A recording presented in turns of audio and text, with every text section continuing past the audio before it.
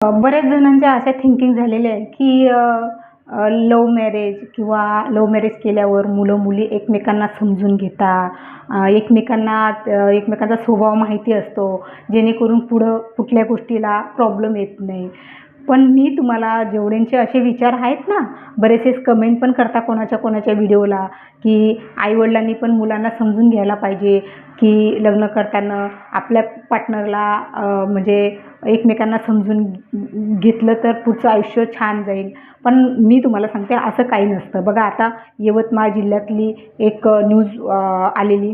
तर ती English medium स्कूलला टीचर होती. तो पण टीचर होते आणि दोघं नवरा-बायको टीचर होते. त्यांचं 8 वर्ष अफेअर होतं आणि मग त्यांनी लग्न करण्याचा निर्णय घेतला. लग्न केलं. फक्त 6 महिने झाले. 6 महिन्यातच असं काय घडलं, की त्या बाईने त्या नवऱ्याला मारून टाकलं.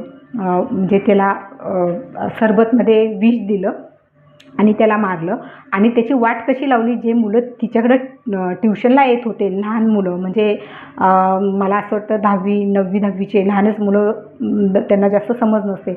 अशा मुलांना तिने रात्री 2 वाजता फोन करून त्या मुलांना बोलून आणि त्यांच्या साहाय्याने तिच्या नवऱ्याची डेड बॉडीची तिने वाट लावली जंगलात नेऊन. तर मग आता ती एज्युकेटेडच होती ना आणि तो पण एज्युकेटेड होता आणि दुसरी गोष्ट कसं त्यांना तर 8 वर्ष त्यांनी एकमेकांचा स्वभाव ओळखला.